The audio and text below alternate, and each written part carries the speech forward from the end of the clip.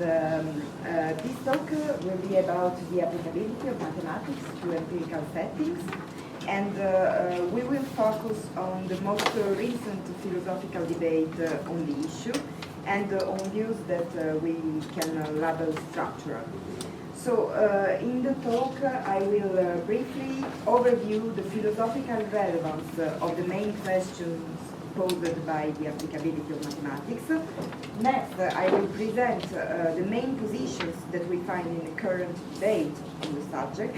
And finally, I will highlight the common structural grounds of what I take to be the most promising approaches to applicability in order to answer to the epistemic and metaphysical questions traditionally posed in this field.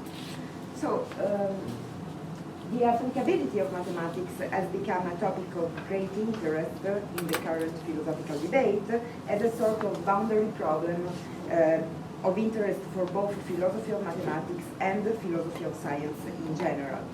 The epistemic question posed by the use of mathematical tools in science can be basically stated as follows. So how can we say to know a scientific statement, or more generally any statement about some feature of the natural world, when the evidence that we have for that statement, for that knowledge, includes some mathematics? So this question lies on a general metaphysical issue.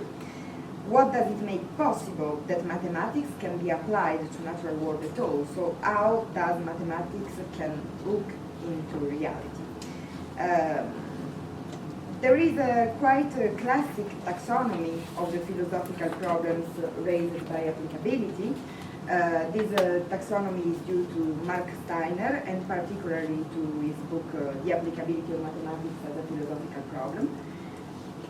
Steiner focuses on applications of mathematics to physics, and he recognizes at least three distinct classes of problems which currently go under the name of applicability issues. First of all, there is a general semantic problem. So the problem of how to give a coherent semantic interpretation of all statements in which mathematical terms appear, so both pure and mixed statements.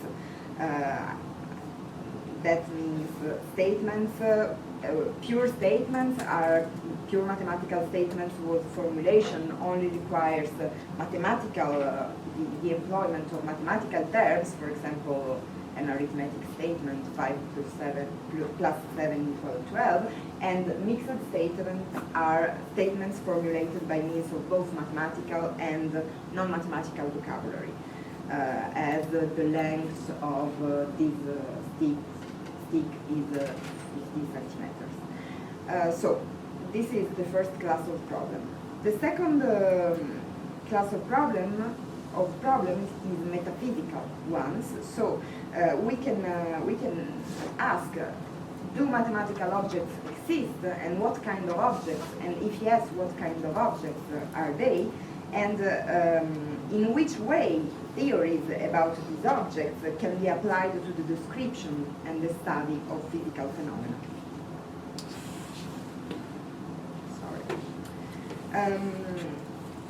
In order to solve those metaphysical problems, one has to account for... I'm sorry, it's not... Okay, so in order to answer for those metaphysical problems, one has to try to account for the existence of mathematical objects, or for the existence of mathematical objects, or at least to give an account of mathematical truth, and to account also for an existent plausible relation between mathematical objects and concrete objects. Non-mathematical objects in general. Thirdly, there are several epistemic questions. In general, the question can be stated as follows: how does it happen that mathematical tools normally studied with independent intra-mathematical goals turn out to provide us with good descriptions of the actual world? So Steiner focuses on this last class of epistemic questions in studying the appropriateness of specific mathematical concepts in describing and predicting physical phenomena. And in this way, it can be said to open the current debate on applicability, in that in the most recent debate in philosophy of mathematics, the focus is on the many kinds of epistemic contributions of mathematics to science. But in partial contrast with Steiner's original perspective, in the current debate, a pluralist approach is adopted. In fact, Steiner limits his inquiry to the role of mathematics in the description and prediction of physical phenomena. And while the recent debate does not overlook cases in which mathematics provide us with the tools for the confirmation, for example, for the confirmation of some aspects of our scientific theories, or for the unification and the explanation of empirical phenomena. And in those cases, the studies I'm referring to are Robert Butterman's work on mathematical explanation, Margaret Morrison's inquiry on the unification, and Margaret Morrison's inquiry on the unification of the scientific treatment of different empirical settings by a same mathematical framework. So this is an aspect of the pluralism endorsing by the leading voices of the current debate. Moreover, the accounts that are preferred in the current debate are quite plausibly the account of applicability that can deal with the specific features of different cases of applications, in order to take into account the many different roles that mathematics can play in science. And this kind of pluralist approach, pluralist view, is an aspect on which Christopher Pincock insists in his recent work, in proposing to adopt what he calls a piecemeal approach to the applicability of mathematics, so in studying each case of application on its own. So these are the general guidelines of the debate. And now I'm going to present two possible approaches to the question of applicability. I found a useful distinction in a very introductive text wrote by Christopher Pincock,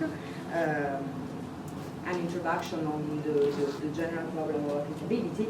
And in this text, Pincock draws a useful distinction between one-stage and two-stage approaches to the philosophical problems posed by mathematical applications. He opposes the view that applicability enters in the same definition of mathematical objects and theories, what he labels one-stage view, to another view, the view that firstly, mathematical objects and theories are defined independently and intramathematically, and at a later stage they can be applied in establishing a relationship, a kind of morphism between the mathematical structures and a given empirical framework. And this second view is what he labels two-stage view. Pincock states this distinction in starting from semantic considerations, reflecting about the role of mathematical statements in scientific arguments. He writes, a two-stage view of applicability proposes that mathematical claims are about an exclusively mathematical domain, and that these claims play a role in scientific arguments only because there are premises which link the mathematical domain to whatever non-mathematical domain the conclusion of the argument is about. By contrast, one-stage approach insists that the subject matter of mathematics relates directly to whatever the mathematics is applied to. So, in fact, this general idea can already be found in Frege, and so in a sense, Frege is the most famous precursor of this distinction, because Frege in the Grundgesetze attempts to define real numbers as ratios over domain of magnitudes, and indirectly connecting their definition to their application in measurement. And he opposes his definition to other possible strategies, in particular it refers to counter and editing, that strategies that, in his opinion, as you can see in the quote, ignore or touch on solely from the outside any relation to application. So those positions criticized by Frege would be two-stage positions in adopting our terminology. So positions that do not see any internal connection between the definition of a mathematical concept and its application, in contrast to Frege's one-stage view. And in fact, Pincock identifies a clear case of one-stage approach in Frege's account and in the work of neo-Fregeans, Christine Wright and Beauvale, namely, while he presents mathematical structuralism, actually different possible versions of mathematical structuralism, as a case of two-stage view. Now, building on Pincock's distinction of one and two-stage view, I propose that we label one stage the philosophical account of mathematics that do not make any in principle distinction between the epistemology of pure and applied mathematics. And in this case, as in Frege's case, our knowledge of pure mathematics and our knowledge of its potential applications would ideally be superposed. So ideally, in learning about the definitions of the objects of any pure mathematical theory, we also learn about its essential applications. Why? Because in this Fregean perspective, to define a mathematical object or theory corresponds to give a general explanation of its basic application. And the so-called Frege's constraint is that a satisfactory foundation, as you can see in the quote, for a mathematical theory must somehow build its applications, actual and potential, into its core, into the content it ascribes to the statements of the theory, rather than merely patch them on from the outside. So take the example of Frege's definitions of natural numbers. They are defined as logical objects associated with sorted concepts, and they have to be defined as the cardinals of these concepts, invariant as the variation of this concept once their equinumerosity is established. So the thing is that arithmetic applies to concepts. So arithmetic is applicable whenever concepts are applicable. So we apply concepts whenever we make any judgments about the external world, so everywhere. And for the attempt, for Frege's attempt to define real numbers, the same principle is applied. So this is the one-stage approach. Contrary-wise, we label two-stage view the approaches that keep the pure mathematics level separate from and epistemically prior to the application level. And we can see that this two-stage view about applicability is not limited to versions of mathematical structuralism, but basically the same view is shared by representationalist views as the framework, for example, the framework of measurement theory. And in my opinion, also, for example, the framework adopted by R.T. Field to account for the applicability of mathematics. Let me briefly explain you why in a very general way. So, for example, take anti-rem structuralism in the formulation of Shapiro. Anti-rem structuralism, the account of applicability that we can have in adopting anti-rem structuralism is the following. We have abstract existing mathematical structures. We have a linguistic epistemic access to them, to these structures. So, so this means that the ability to discuss, in Shapiro's opinion, the ability that we have to discuss a given structure coherently is taken as the evidence that this structure exists. And so we have abstract mathematical structures, we have a linguistic epistemic access to them, and these abstract mathematical structures can be exemplified by systems of non-mathematical objects, for example, concrete objects. The application in Shapiro's account works by exemplifications, and several objections can be made to this kind of account, I mean to the simplification that this kind of account impose on the strategy on applicability, on strategy of applications, but this is the general idea. For eliminative structuralism, the idea is very similar, but the direction is opposite. I mean, think, for example, to the thesis of Geoffrey Hellman.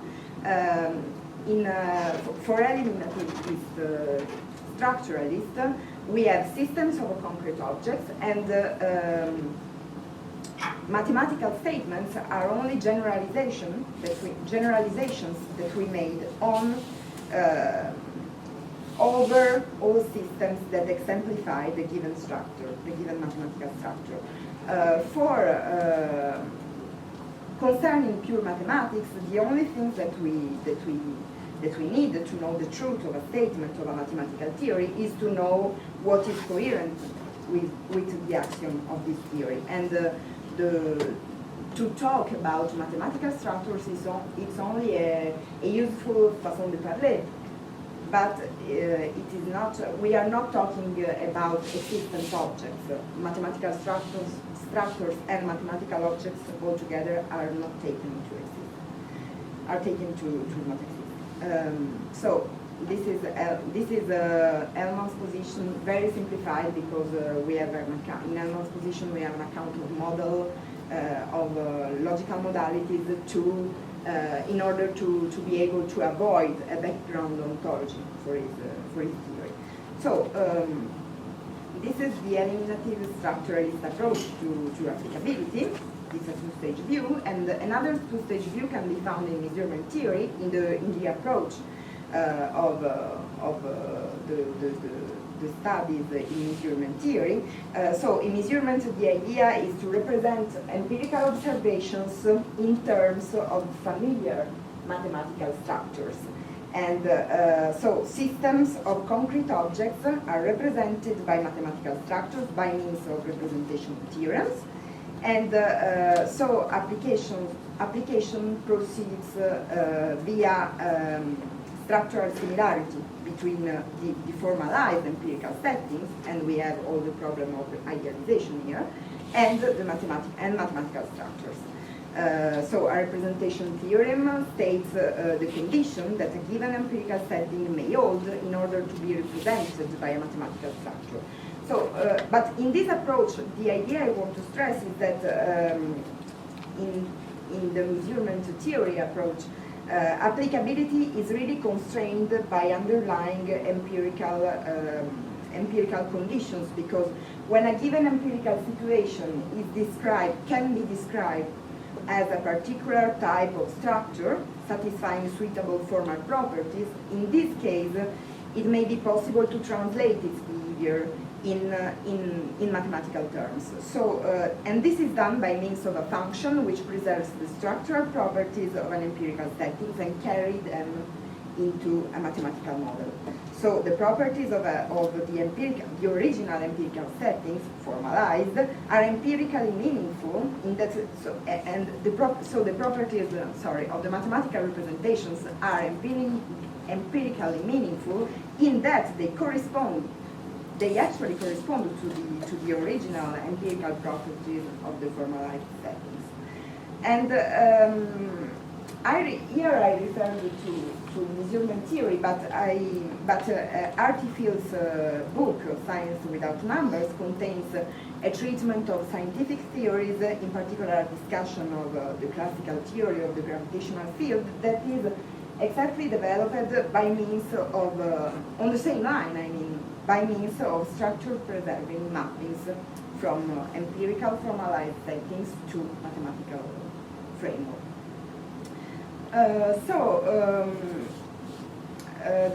The point I want to stress in this brief presentation is that in all two-stage view, And thought the metaphysical, even if the metaphysical framework adopted for pure mathematics may vary, so we can have a realist, an anti-realist, or agnostic approach, for example, to mathematical ontology, as in the case of museum theory, even if the metaphysical framework may vary, we always make use of functions, of structure-preserving functions to connect the mathematical and the empirical settings. And so at one end we have epistemic access to, and we suppose to have epistemic access to empirical settings, we formalize empirical settings.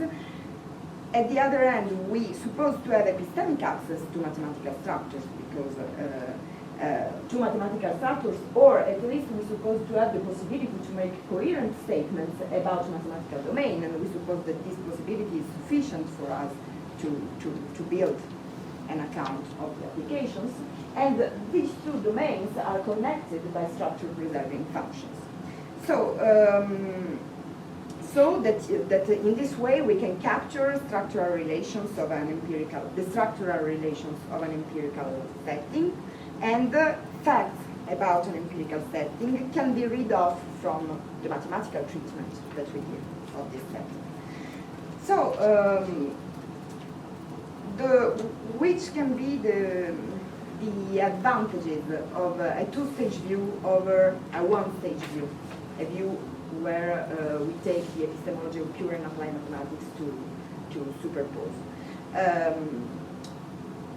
Crispin Wright himself states the advantages of a two-stage view for some cases of application, because he is aware that one-stage view are limited to simple cases of application, for example, arithmetic, and the examples of natural numbers, the Fregean examples of natural numbers that we give. But in cases in which the application can be more complicated and more passages are needed to explain the applicability of mathematics, we need some additional steps. And Crispin Wright himself agreed that a two-stage approach to applications in those cases may be preferable. And in fact, I want to emphasize the epistemological virtues of a general structural approach, because a two-stage view, a structural two-stage view of this kind can provide us with a general answer to the epistemic question about applicability, in that we saw that we can have epistemic access, that we suppose to have epistemic access to empirical settings, we suppose to have a kind of epistemic access, a different kind of epistemic access to the mathematical structures considered, and we build a relationship between the two domains. So in this way, we can account for the presence of mathematics in our scientific treatment of phenomena. And moreover, this basic model can be, for sure, can be adapted to deal with the feature of different case studies, so we respect a pluralist constraint, in that the model can be adapted to deal with more complicated cases.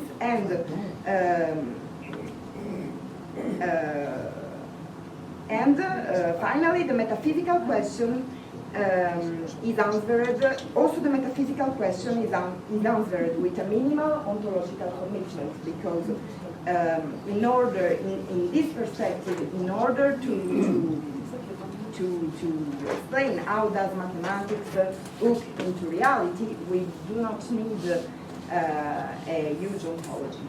We seem to not need a huge ontology of mathematical objects, at least. Okay, I'm finishing. So, of course, there are some problems, because there are always some problems, and there are also big problems if you want, because you can, of course, in each case, we only have, this is a very general model, and we only have a partial correspondence among mathematical structures and empirical systems, also already formalized one. So, but in a structural view, in the same structural view, some attempt has been made to overcome this issue, because, for example, take the work of Stephen French. Stephen French proposed a partial structuralism, a form of partial structuralist account of applications, and the idea is to be able to take into account the possibility of change and improvement in our scientific treatment of empirical phenomena, and the partial structure can be the formalism of the French partial structure. If you want to, we will discuss it later in details. The formalism of French partial structure permits to leave aside the relation to leave open the relation that we do not already know between the mathematical structure and the empirical system. In this way, we can try to overcome this problem in a structural, remaining in a structural framework. Another problem is the two last issues are connected. The simplification of this account that can be considered as trivial, but I think that this simplification actually is useful, because we need a simple general framework, and that can be flexible enough to be adapted to the specific cases of application, to the specific case studies we deal with. And a connected issue with this problem of simplification are the problems highlighted by a paper of Davide Rizza in 2013, where he presents some specific cases of applications that do not fit with the structural account. For example, with Bincock formulation. So these are the problematic issues, but I think that the general epistemological and metaphysical virtues of this approach remains, and this is an important thing to be considered if we want to answer the very general questions about the very general philosophical question about the applicability of mathematics. So thank you for listening to me.